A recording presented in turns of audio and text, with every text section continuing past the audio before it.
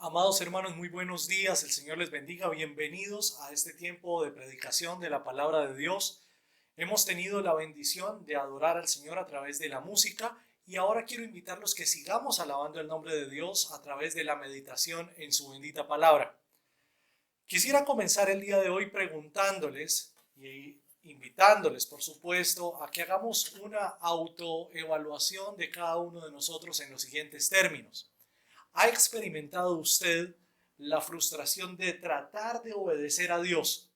Y justo cuando más se ha propuesto usted obedecer, justo cuando más se ha propuesto usted ser fiel a la palabra de Dios, a la voluntad de Dios, es cuando más pronto termina usted cometiendo pecados, es cuando más pronto termina usted yendo en un camino que lo pone lejos de la comunión con el Señor.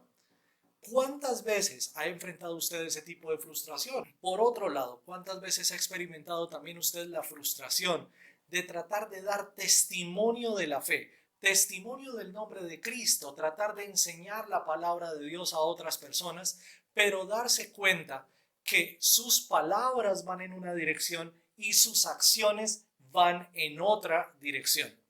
Seguramente que todos nos podemos identificar con estas situaciones que he descrito y todos sin duda alguna hemos experimentado la frustración en el corazón al no poder vivir de una manera más consagrada al Señor. Todos hemos experimentado la frustración al no poder brindar un testimonio fiel, un testimonio verdadero de la palabra de Dios y del nombre de Cristo.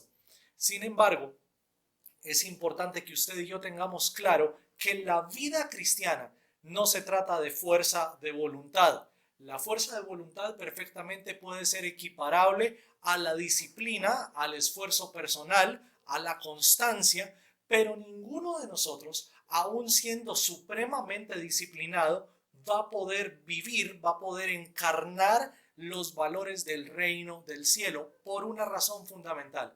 Y es que la autodisciplina o la voluntad, ¿verdad? La fuerza de voluntad hacen referencia a una característica humana a través de la cual usted y yo podemos conseguir, podemos alcanzar logros, metas u objetivos netamente humanos. ¿Ve?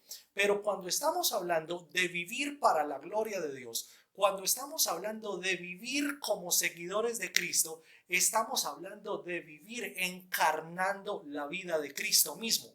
Y esto supone algo sobrenatural. De manera que aquí no nos termina sirviendo la autodisciplina, no nos termina sirviendo la fuerza de voluntad, no nos termina sirviendo la autoexigencia, sino al contrario, todas estas cosas que son características muy valiosas, la disciplina, el esfuerzo, la constancia, van a añadir una carga mayor de frustración, porque aún siendo tan disciplinados no vamos a poder vivir la vida de Cristo.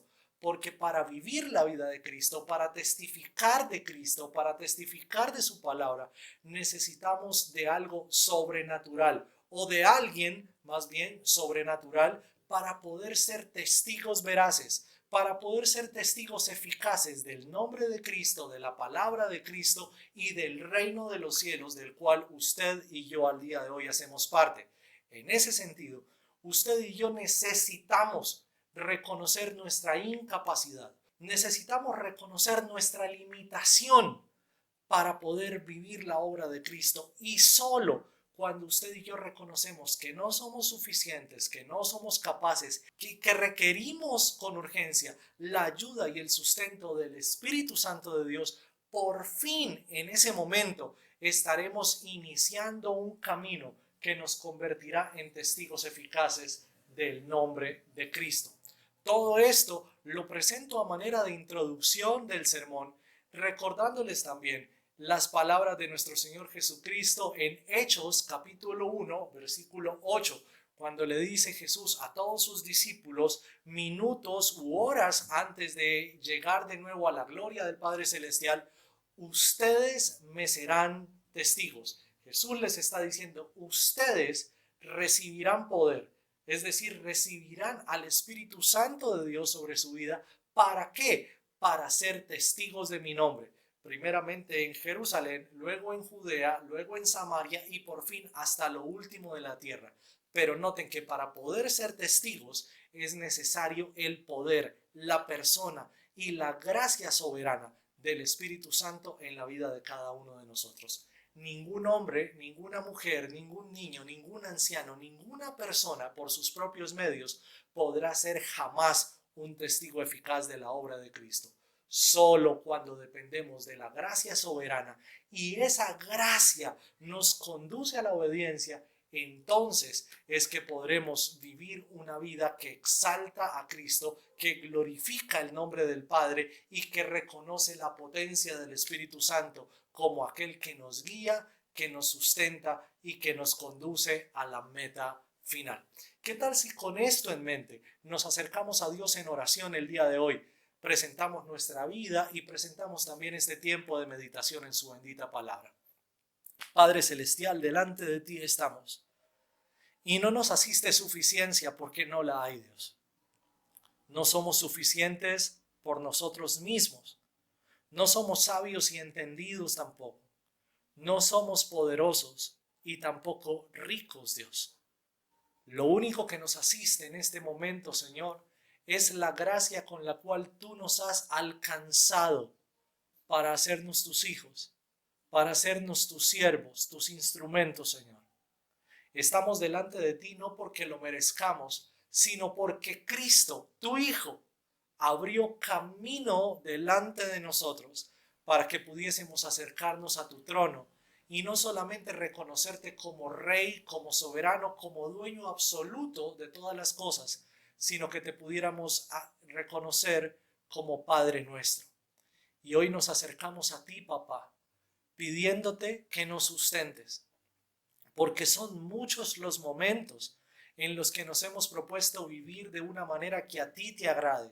Pero así como dice el apóstol Pablo en Romanos 6, me he propuesto hacer el bien, pero he terminado haciendo el mal que no quiero hacer. Y esta es la frustración y esta es la batalla en el corazón de muchos de los que el día de hoy estamos conectados a través del internet meditando en tu palabra. Esta es la batalla de muchos que quizás no están conectados porque están tan acongojados, están tan deprimidos, están tan abrumados por su propio pecado, Señor, que ni siquiera pueden levantar la cabeza para mirarte y decir, Señor, ayúdame. Hoy, Dios, nos acercamos delante de ti en debilidad, en frustración, en completa vulnerabilidad, diciéndote, necesitamos nos ayudes, necesitamos nos fortalezcas y que sea tu Espíritu Santo el que hoy abra nuestro entendimiento, nuestros ojos, Señor, para que te podamos conocer, que podamos conocer de la esperanza, de la buena noticia que tú tienes para nosotros y que podamos, Señor, a la luz de tu palabra, vernos a nosotros mismos de una manera distinta, verte a ti de una manera distinta y ver, Señor, el mundo que nos rodea de una manera distinta. Todo esto lo pedimos en el nombre del Padre y del Hijo y del Espíritu Santo. Amén y amén. Bien, mis amados amigos y hermanos, el día de hoy quiero compartir con ustedes una enseñanza, un sermón que he titulado Jesús nuestro Dios, el testigo fiel y verdadero. Y ya entonces comenzamos a unir puntos de esta introducción donde hablábamos de nuestra propia frustración para testificar del nombre de Cristo. Ahora les comunico el título de la enseñanza, que es Jesús nuestro Dios, el testigo fiel y verdadero. Y a través de la palabra del Señor vamos a encontrar dos intentos de un hombre con un corazón sincero, con una fe sincera, tratando de testificar en sus propias fuerzas acerca de Cristo. Y en medio de estos dos intentos vamos a encontrar a Cristo como el testigo fiel y verdadero. Vamos a encontrar a Cristo como aquel que permanece íntegro en todo momento, en todo lugar, en toda circunstancia y que nos conmina a nosotros también a vivir esa vida de integridad. Mire por favor su Biblia conmigo en Juan capítulo 18, versículos 15 al 27. Juan capítulo 18, versículos 15 al 27, perdón. Dice la palabra del Señor. Simón Pedro y otro discípulo siguieron a Jesús. Ese otro discípulo conocía al sumo sacerdote, así que le permitieron entrar con Jesús al patio del sumo sacerdote. Pedro tuvo que quedarse afuera junto a la puerta. Entonces el discípulo que conocía al sumo sacerdote habló con la mujer que cuidaba la puerta y ella dejó entrar a Pedro. La mujer le preguntó a Pedro: ¿no eres tú también uno de los discípulos de este hombre? No, le contestó Pedro, no lo soy. Como hacía frío, los sirvientes de la casa y los guardias habían hecho una fogata con carbón. Estaban allí de pie junto al fuego calentándose y Pedro estaba con ellos también calentándose. Amén. Por ahora vamos a dejar aquí. A través de estos versículos 15 al 18 vamos a encontrar el primer intento de Pedro por dar testimonio de Cristo y por dar testimonio de su bendita palabra. El texto anterior, recuerden ustedes, nos situaba en el monte de los olivos o en el huerto de los olivos, donde Jesús fue arrestado, donde fue amarrado, donde comenzó, digamos, su tortura que conduciría finalmente a su muerte en la cruz del Calvario. Los discípulos, estando allí, se dispersan y en medio de los 12 hay uno que se levanta para tratar de defender a Jesús. Pedro saca la espada y corta la oreja de uno de los siervos del sumo sacerdote llamado Malco. Jesús entonces le reprende, le insta a guardar de nuevo la espada, advirtiéndole: el que a espada mata, a espada ha de morir. Guarda, Pedro, tu espada, porque yo debo beber de la copa que el Padre tiene preparada para mí. De esa manera entonces Pedro termina esta escena en medio de la captura de Jesús, y ahora entonces encontramos a Pedro de lejos siguiendo a Jesús. Pedro de lejos siguiendo a la turba que lleva a Jesús hacia la casa de Anás, el suegro del sumo sacerdote, y Pedro va acompañado de un otro discípulo. Dice el texto: Pedro y otro discípulo siguieron a Jesús, y ese otro discípulo, que hasta el momento no se nos dice su nombre, su identidad va a permanecer en secreto. Los intérpretes del texto de Juan, historiadores, teólogos que se han especializado en la literatura de Juan, van a afirmar lo siguiente: este segundo discípulo, del cual no se nombra su identidad, su nombre se mantiene en secreto, probablemente sea el mismo Juan, el escritor del Evangelio, por una razón. Dice el texto que este otro discípulo conocía al sumo sacerdote, así que le permitieron entrar hasta el patio de la casa del sumo sacerdote. ¿De dónde Juan conoce al sumo sacerdote? Los historiadores y los teólogos que se han encargado de estudiar estos textos a mayor profundidad hablan del vínculo comercial que existe entre la casa sacerdotal y el padre de Juan y de Santiago, Zebedeo. Recuerde que Zebedeo era el dueño de las barcas en las cuales pescaban Pedro, Andrés, Juan, Santiago, y a partir de esto ellos llegan a la conclusión de que Juan tiene un vínculo comercial con la casa sacerdotal, de ahí los conoce. Juan y su hermano son los que les proveen el pescado a los sacerdotes, y a partir de ese dato cultural, histórico, pudiésemos afirmar que Pedro está acompañado de Juan. Son los únicos dos discípulos que se aproximan lo suficiente a la casa del sumo sacerdote para saber qué es lo que está ocurriendo con Jesús. Y noten entonces que Pedro tiene intenciones firmes de acompañar a su maestro hasta el final. Pedro tiene intenciones firmes, humanamente hablando, de cumplir con la promesa que le ha hecho a Jesús horas antes, cuando le dijo: si es preciso, daré la vida por ti. Pero recuerden ustedes que esa promesa no es bien recibida por Jesús. Jesús le dice a Pedro: ciertamente, Pedro, esta noche, antes que el gallo cante, ya me habrás negado 3 veces. Pues bien, aquí está Pedro en casa del sumo sacerdote, siendo introducido al patio de la casa del sumo sacerdote a través de la influencia de Juan, o que pudiera ser este discípulo del cual no se menciona su nombre.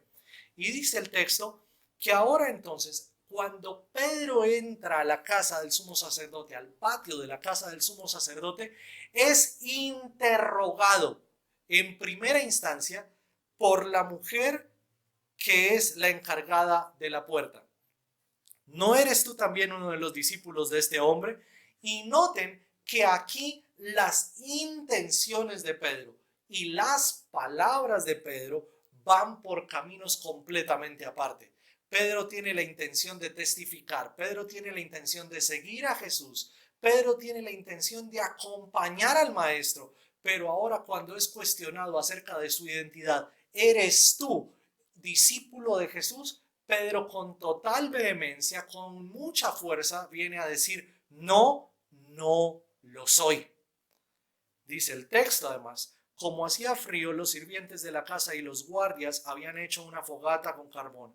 Estaban allí de pie junto al fuego calentándose y Pedro estaba también calentándose. En este primer acercamiento al intento de testificar de Pedro, vamos a notar que la fuerza de voluntad no es suficiente para que usted y yo seamos buenos testigos del nombre de Jesús.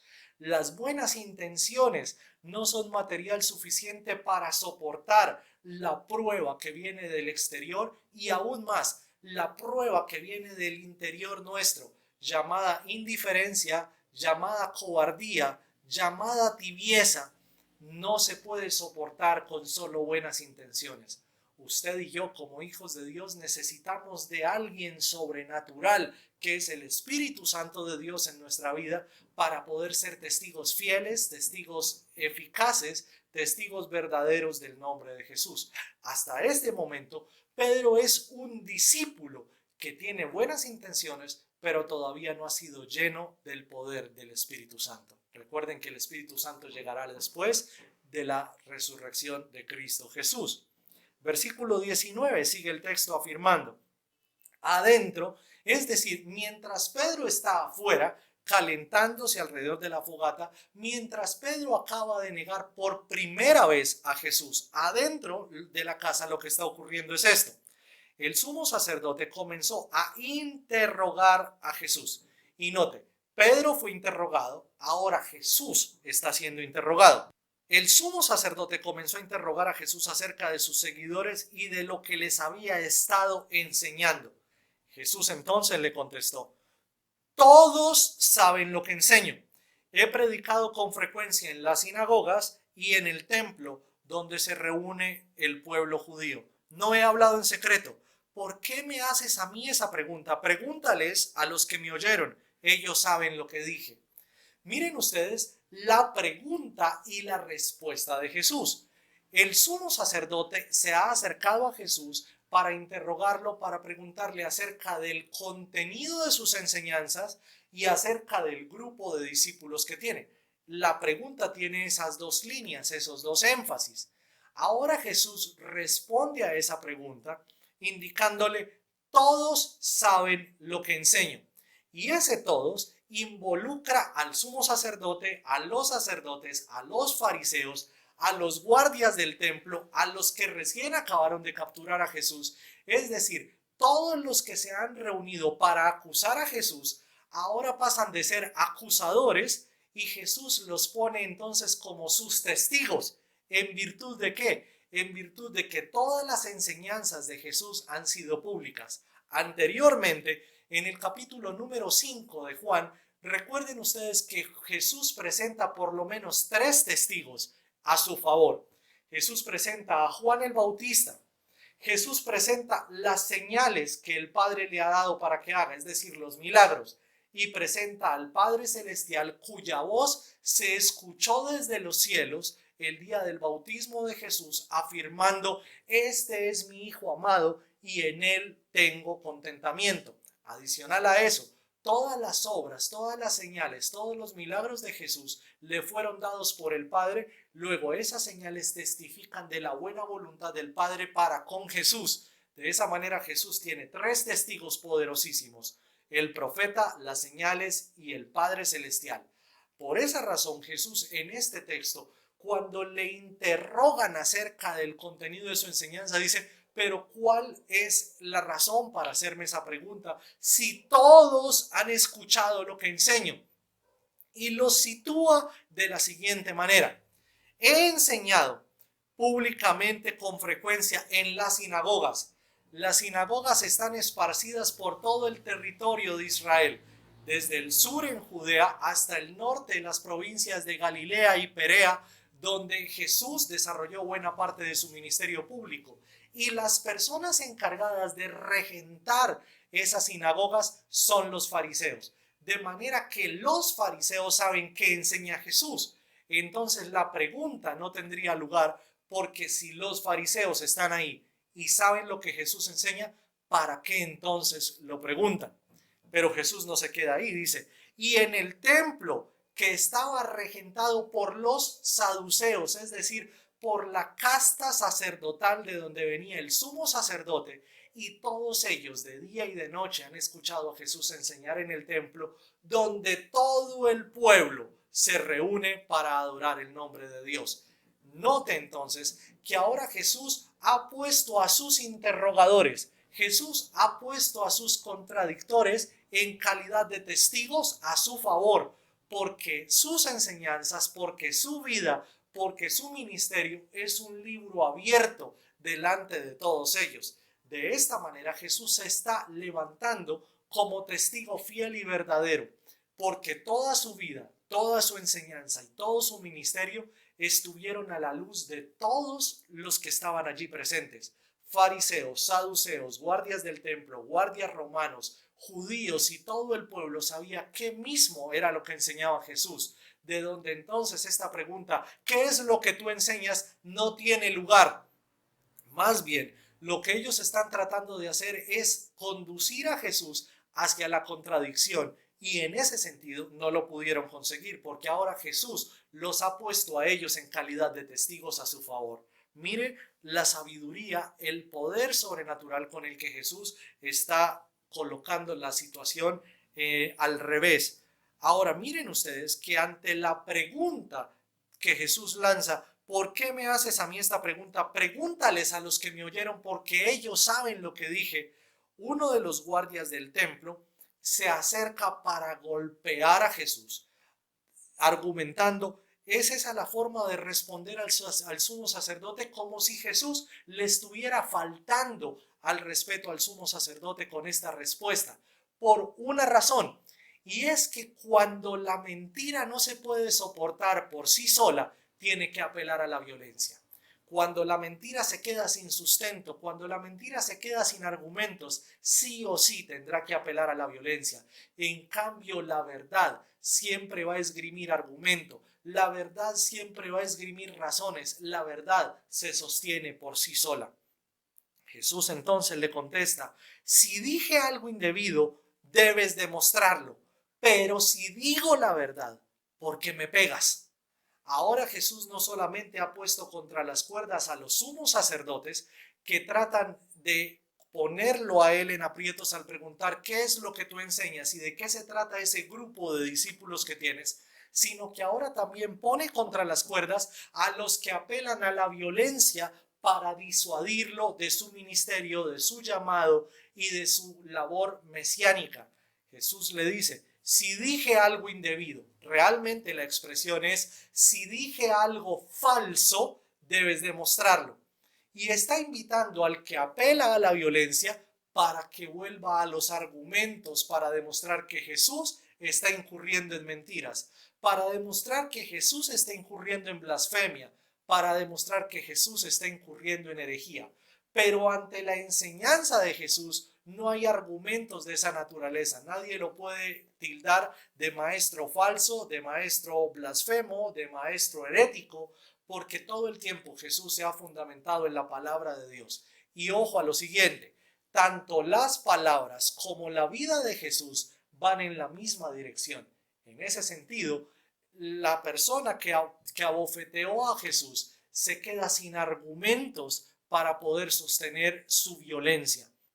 Entonces dice el texto: Anás ató a Jesús y lo envió a Caifás, el sumo sacerdote. Al no poder llevar a Jesús a la contradicción, al no poder demostrar que en Jesús hay mentiras, ni a través del engaño, pero tampoco a través de la violencia, no les queda otro remedio que llevar a Jesús ante el sumo sacerdote. Anás, el sumo sacerdote del año anterior, era el que hasta el momento había estado interrogando a Jesús. Ahora Anás conduce a Jesús hacia Caifás, que es el sumo sacerdote de ese año cuando Jesús está siendo capturado y muere.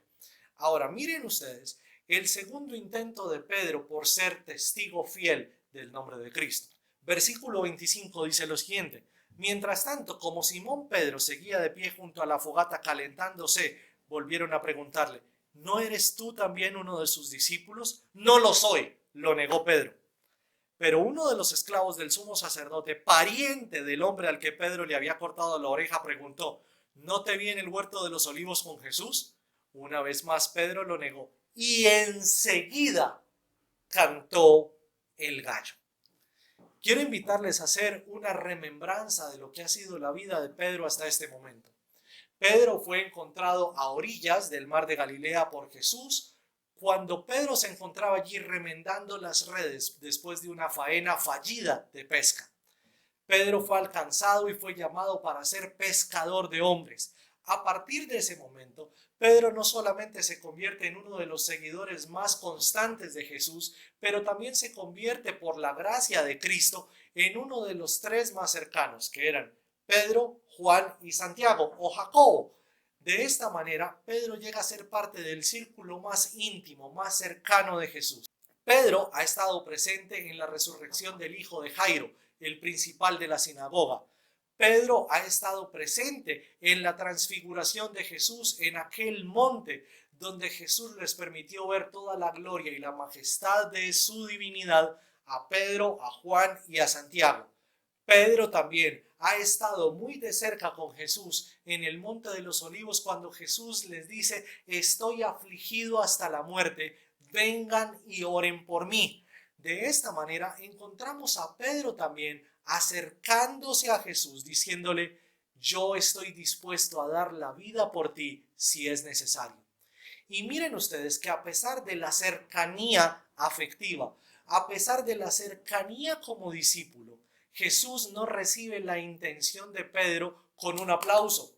Jesús más bien lo exhorta, llamándole a la sensatez, llamándole a la cordura y llamándole a abandonar su orgullo y su suficiencia, porque de nuevo, para ser seguidor de Cristo, para ser testigo de Cristo, para testificar de la palabra de Dios, no es suficiente tener buenas intenciones, no es suficiente tener fuerza de voluntad y no es suficiente tener solo disciplina. Todas estas características, siendo muy buenas, solamente van a exaltar al ser humano, es decir, son los pilares del humanismo. En cambio, para ser un fiel seguidor de Jesús, para ser un fiel testigo de Cristo, para ser un fiel testigo de su palabra, necesitamos reconocer que no somos poderosos, que no somos ricos, que no somos sabios y en todo tiempo depender de la gracia de Dios. Esa gracia nos va a conducir a la responsabilidad. ¿De qué manera? Al reconocer que no soy sabio, voy a esmerarme en la gracia de Dios para conocer a Cristo a través de su palabra. Y voy a depender que sea el Espíritu Santo quien abra el entendimiento de mi vida para conocer a Dios, para conocer su voluntad, para poder comunicar el Evangelio a otros a la par que estoy viviéndolo en mi propia vida. Ahora, cuando reconocemos también que no somos poderosos, estamos diciendo: yo no soy suficiente para unirme en una comunión íntima con el Padre Celestial. Necesito de la intermediación de Cristo y de la intermediación del Espíritu Santo para poder estar unido al Padre Celestial en calidad de hijo y en calidad de siervo.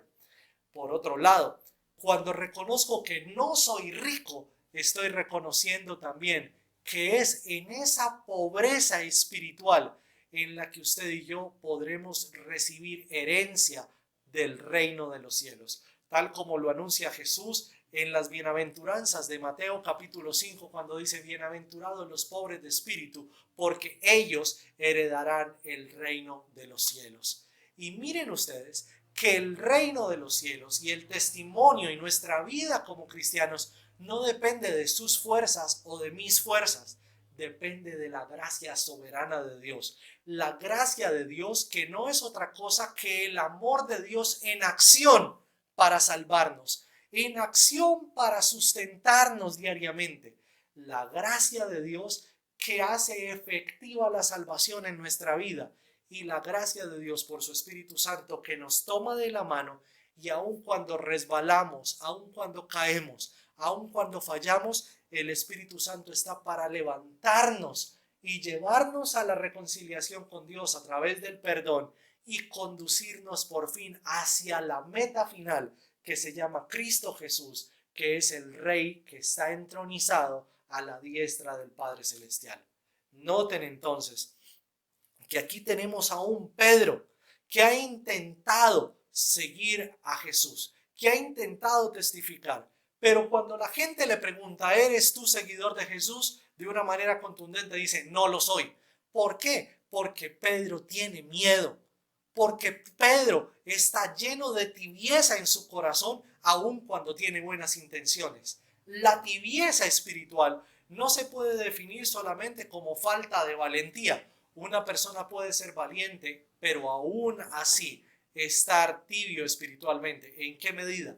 La tibieza habla de una vida fragmentada, de una vida que no es íntegra. Y muchos cristianos al día de hoy experimentan tibieza cuando tienen una vida de Cristo, una vida cristiana, digámoslo así, una vida espiritual, que se reduce o se circunscribe apenas a los pocos minutos o a las pocas horas que a la semana puede estar conectado a una reunión de estudio de la palabra o a una reunión de adoración y de exposición bíblica.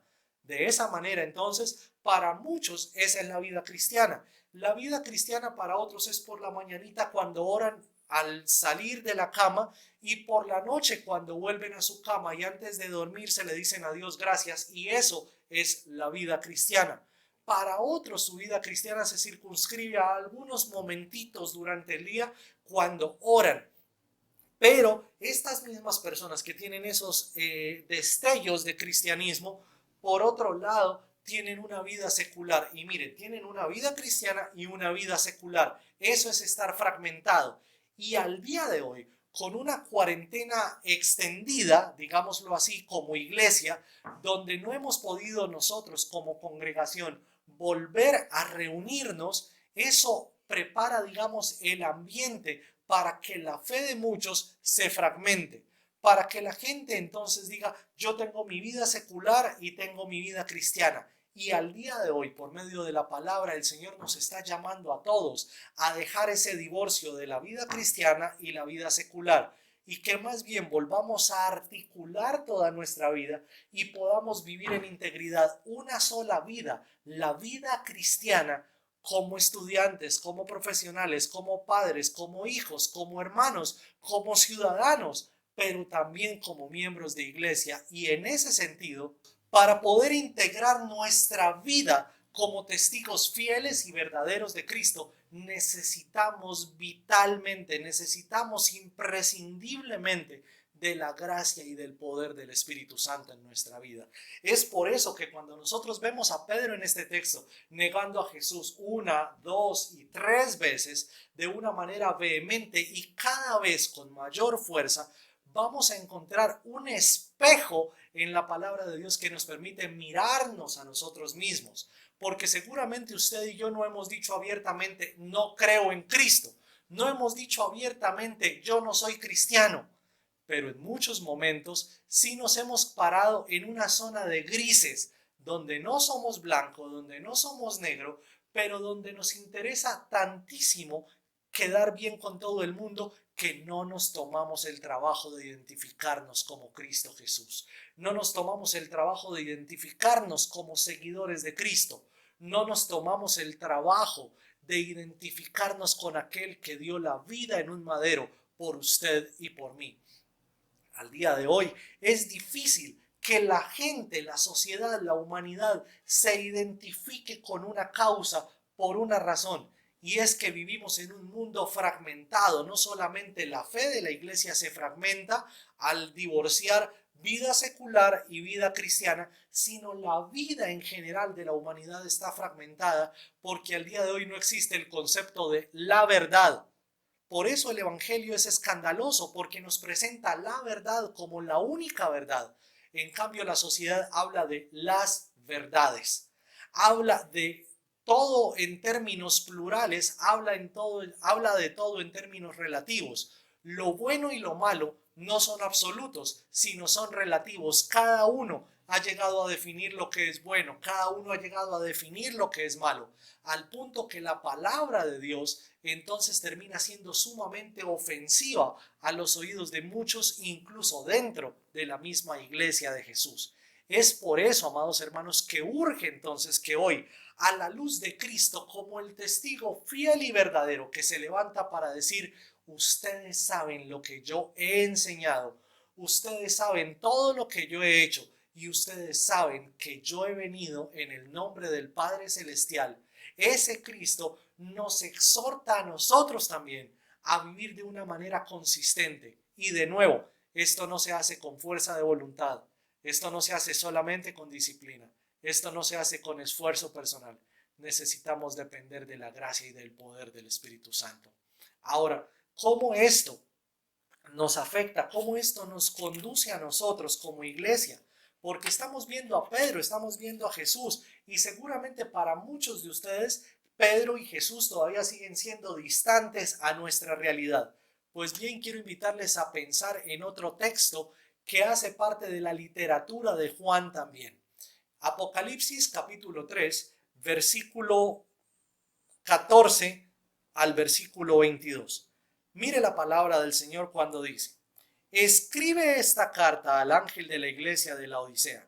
Este es el mensaje de aquel que es el Amén, el testigo fiel y verdadero, el principio de la nueva creación de Dios. Yo sé todo lo que haces, que no eres frío ni caliente, como quisiera que fueras lo uno o lo otro. Pero ya que eres tibio, ni frío ni caliente, te escupiré de mi boca. Tú dices: soy rico, tengo todo lo que quiero, no necesito nada, y no te das cuenta de que eres un infeliz y un miserable. Eres pobre, ciego y estás desnudo. Así que te aconsejo que de mí compres oro, un oro purificado por fuego, y entonces serás rico. Compra también ropas blancas de mí, así no tendrás vergüenza por tu desnudez. Y compra ungüento para tus ojos, para que así puedas ver. Yo corrijo y disciplino a todos los que amo. Por lo tanto, sé diligente y arrepiéntete de tu indiferencia. Mira, yo estoy a la puerta y llamo. Si oyes mi voz y abres la puerta, yo entraré y cenaremos juntos como amigos. Todos los que salgan vencedores se sentarán conmigo en mi trono, tal como yo salí vencedor y me senté con mi Padre en su trono. Todo el que tenga oídos para oír debe escuchar al Espíritu y entender lo que Él dice a las iglesias. Amén. Este texto del Apocalipsis ha sido utilizado con mucha frecuencia en sermones de tipo evangelístico, cuando le dicen a las personas: Jesucristo está tocando a la puerta de tu corazón y es necesario que le abras para que tú puedas ser salvo. Pero si vemos el contexto real del pasaje, Jesús no le está dirigiendo esta carta a los inconversos, a los incrédulos. Jesús le está dirigiendo esta carta a una de sus iglesias, la iglesia de la región de la Odisea, que hace parte de la provincia de Asia Menor. A esta iglesia Jesús se le presenta como el Amén, lo cual implica Jesús es la garantía de todas las promesas de Dios. Todas las promesas de Dios son en Jesús sí y en Jesús amén. Es decir, ya las promesas de Dios están cumplidas en la persona de Jesús. Pero Jesús también se presenta como el testigo fiel y verdadero, es decir, como aquel que no se amilana, aquel que no se llena de pánico, aquel que no se abruma a la hora de reconocer que Él es el Mesías, el Hijo de Dios, que fue enviado para dar su vida por nosotros. Y aún Jesús testifica del amor que tiene con el Padre, pero también del amor que tiene por su iglesia, a pesar de lo que la iglesia es todavía. La iglesia todavía no es limpia y sin mancha. La iglesia está en proceso de purificación, de santificación, y aún así Jesús la ama y no se avergüenza de ella. Por esa razón Jesús se presenta como testigo fiel y verdadero. Pero además dice Jesús: yo soy el principio, es decir, soy el origen, soy el gobernante de la nueva creación de Dios. Es decir, se presenta como rey del reino celestial, del cual nos ha llamado a hacer parte. Una vez Jesús se presenta como la verdad, una vez Jesús se presenta como testigo fiel y verdadero, y una vez se presenta como rey, procede entonces a decirle a esta iglesia: yo sé todo lo que haces. Es decir, para Jesús no existe vida cristiana y vida secular. Jesús dice: yo sé todo lo que haces. Jesús nos integra en una sola vida y dice: yo sé absolutamente todo lo que tú haces, en público, pero también en privado. Yo sé lo que piensas, lo que haces, lo que dejas de hacer, sé de tus intenciones. Todavía no está la palabra en tu boca y yo ya la conozco. Es la manera como Jesús presenta su conocimiento holístico de toda la creación y, por supuesto, de cada uno de nosotros. Y dice Jesús que en ese pleno conocimiento que tiene de esta iglesia, esa iglesia está parada en la zona de confort de los grises. Es decir, no se ha querido definir ni como seguidora de Jesús, pero tampoco se ha atrevido a negar a Jesús del todo. Está en una zona de confort donde la iglesia le da gusto a todos. Le da gusto al humanista, le da gusto al agnóstico, le da gusto al gnóstico, le da gusto al evangélico recalcitrante, fanático, le da gusto a los cristianos moderados, le da gusto absolutamente a todos, al Nueva Era, al Zen, a las nuevas espiritualidades, y a todo el mundo le da la palmadita en la espalda y le dice: por donde vas, vas bien. De esa manera se presenta esta iglesia como una iglesia tibia, una iglesia que no se compromete con el testimonio de Cristo Jesús. Una iglesia que por quedar bien con todo el mundo está quedando horriblemente mal delante de su creador y su dueño, que es Cristo Jesús. Ahora dice Jesús: ¿cómo quisiera que tú fueras caliente o frío? Es decir, de una buena vez decídete por lo que mismo vas a hacer en tu vida, pero no te quedes en la mitad. Y esta ilustración que utiliza Jesús, que pudiera ser bastante asquerosa para muchas personas, es una ilustración plenamente entendible, comprensible por los laodicenses. Allí en la Odisea, en Asia Menor, había fuentes de aguas termales que con mucha frecuencia eran utilizadas con propósitos medicinales. Y aquellas aguas tibias, azufradas, que salían de la tierra, eran utilizadas por muchos médicos de la antigüedad para quitar los dolores de vientre, los dolores estomacales. ¿De qué manera? Al tomar agua tibia se inducían el vómito. Y por eso Jesús está identificando a esta iglesia como tibia, es decir, está diciendo: su comportamiento que no se define, su comportamiento de medias tintas es un vomitivo absoluto. Como son tibios, entonces los vomitaré de mi boca. Y miren entonces que nosotros, al leer el texto de Juan y decir: uy, es que Pedro, ¿cómo fue a negar a Jesús? Más bien mirémonos a partir de ese texto y examinemos nuestra propia vida.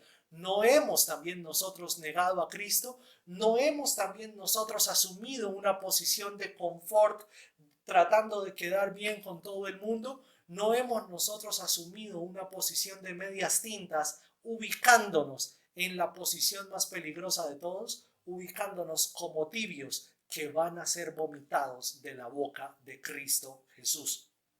Ahora, frente a esta sentencia, dice lo siguiente Jesús: tú dices, es decir, la iglesia dice: yo soy rico, tengo todo lo que quiero y no necesito nada.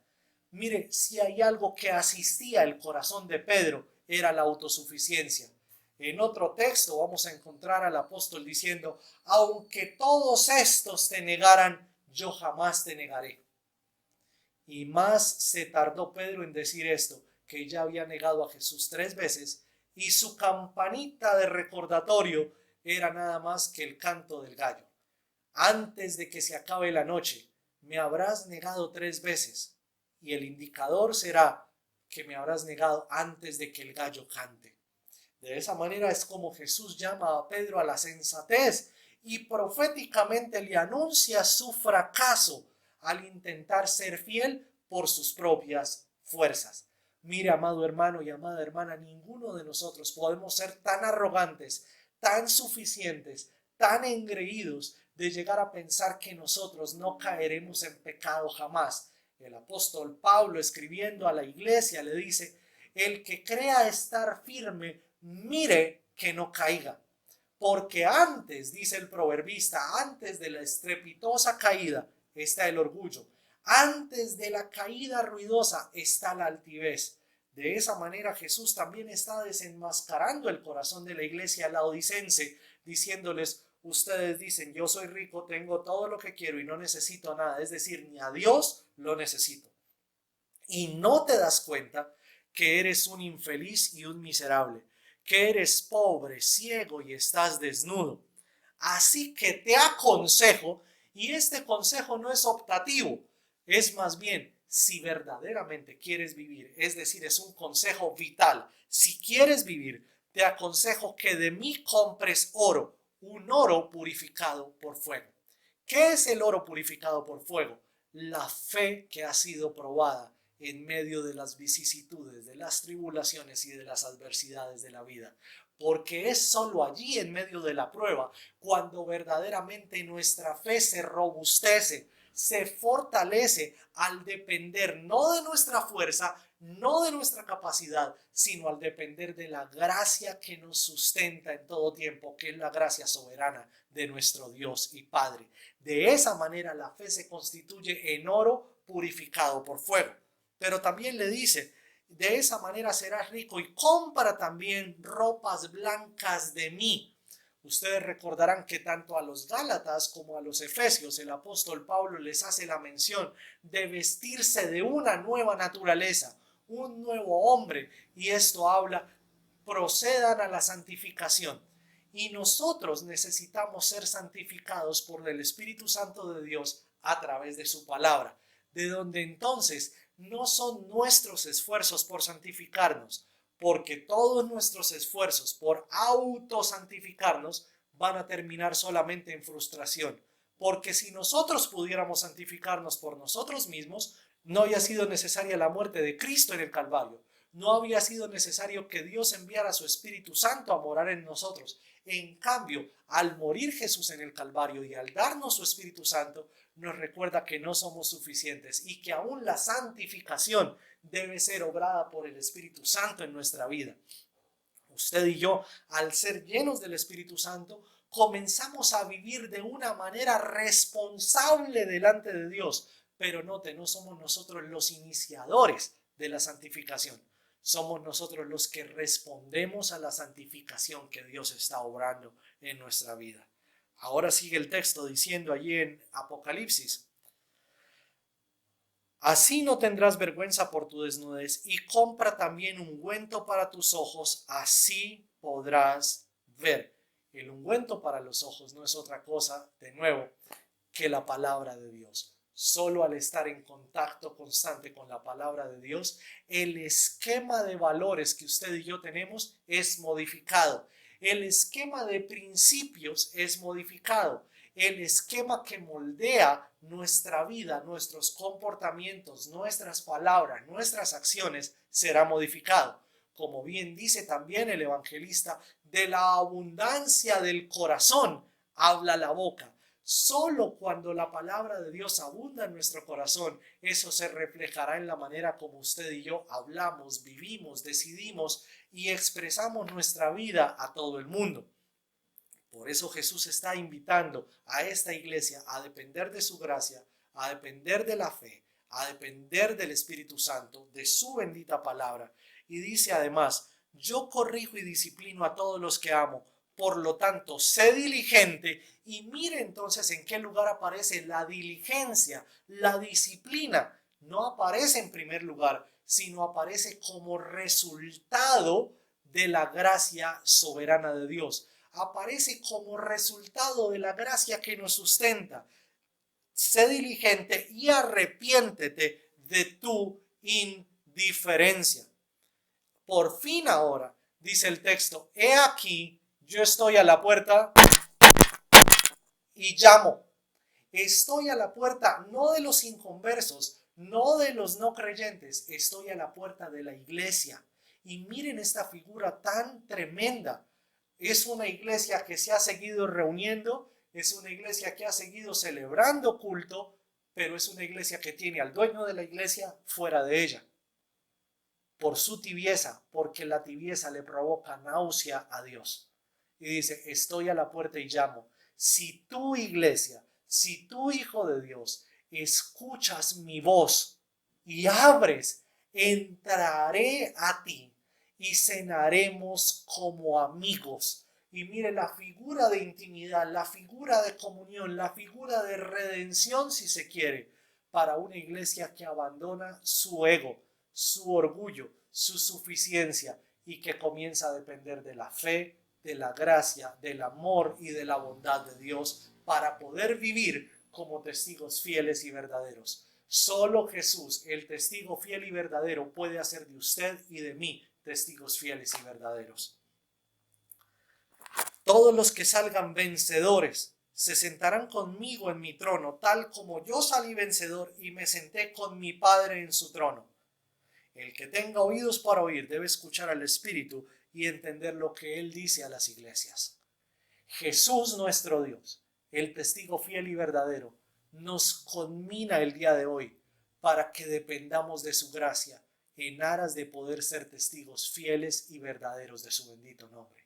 Todos nosotros hemos experimentado la frustración de tratar de obedecer a Dios y no poder, de tratar de agradar a Dios y no poder, de batallar a diario con nuestras propias pasiones, con nuestra carne, nuestra pecaminosidad y sentir como que esta batalla nos supera a nosotros.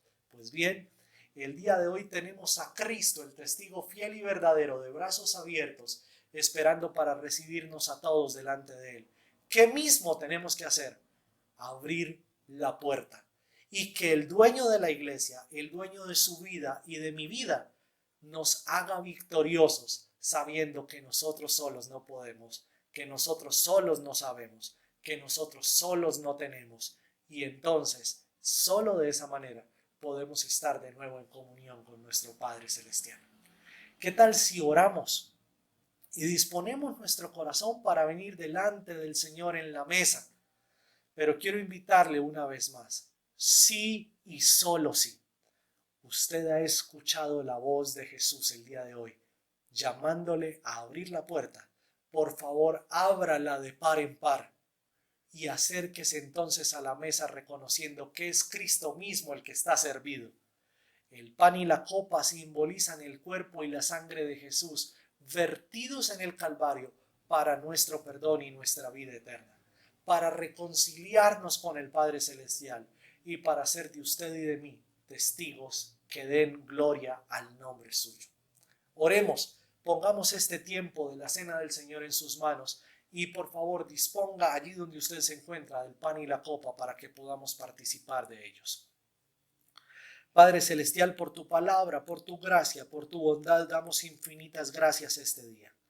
Damos gracias, Señor, porque delante de ti venimos con nuestras frustraciones, que no son pocas, cuando hemos tratado de obedecer y hemos fallado, cuando hemos tratado de honrar tu nombre y hemos fallado, cuando hemos tratado de testificar y nuestras palabras y nuestras acciones van por caminos distintos y terminamos en un fiasco total, Señor. Delante de ti estamos fragmentados, pero clamando que tú nos vuelvas en una sola pieza, que tú nos integres así como tú eres íntegro, fiel y verdadero, que hagas de nosotros hombres y mujeres, niños y niñas, fieles y verdaderos delante de ti. No importa la edad nuestra, Señor, somos tus hijos y quieres hacer de nosotros testigos delante del mundo para que tu nombre sea conocido.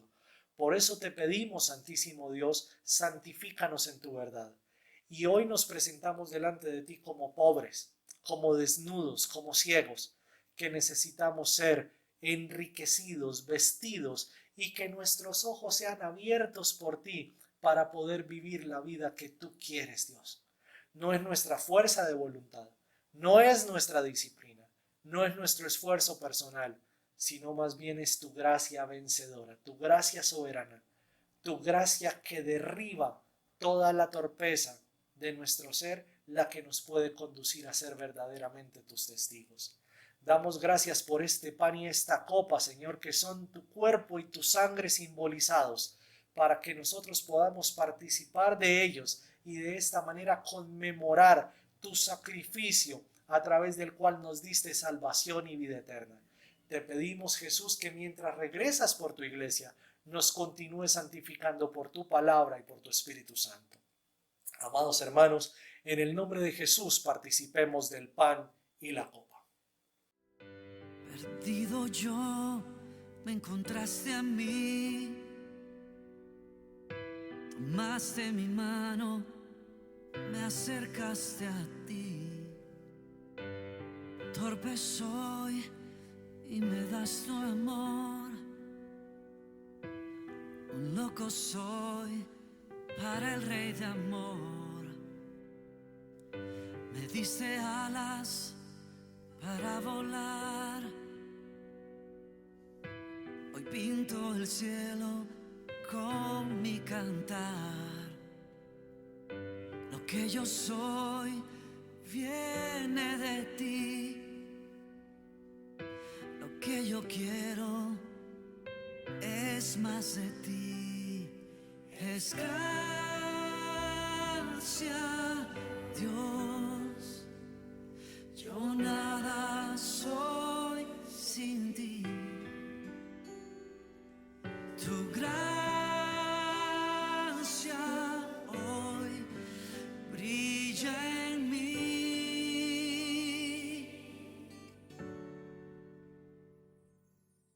Bendito Padre Celestial, a ti te damos gracias por tiempos como estos, en los que nos has permitido congregarnos a través del Internet, nos has permitido adorarte a través de la música, a través de la meditación en tu palabra. Nos permites al día de hoy adorarte a través de examinar nuestra propia vida a la luz de tu palabra, Señor. Y clamamos que nuestra adoración a ti no sea solamente este ratico y ya, sino que toda nuestra vida, en todo lugar, en todo momento, sea olor fragante, un sacrificio que se levante delante de ti, Señor, para alabar y bendecir tu nombre. En tus manos está nuestra vida, está nuestro ser, nuestro cansancio, nuestras fatigas, nuestras frustraciones, Señor. Todo lo que somos está delante de ti y por todas nuestras situaciones te damos gracias y te alabamos. Amén y amén. Amados hermanos, amigos, un abrazo muy grande les enviamos desde este lugar. Les recordamos con gran amor y les llevamos en nuestras oraciones. Que Dios les bendiga y que acaben de pasar un lindo domingo. Hasta pronto.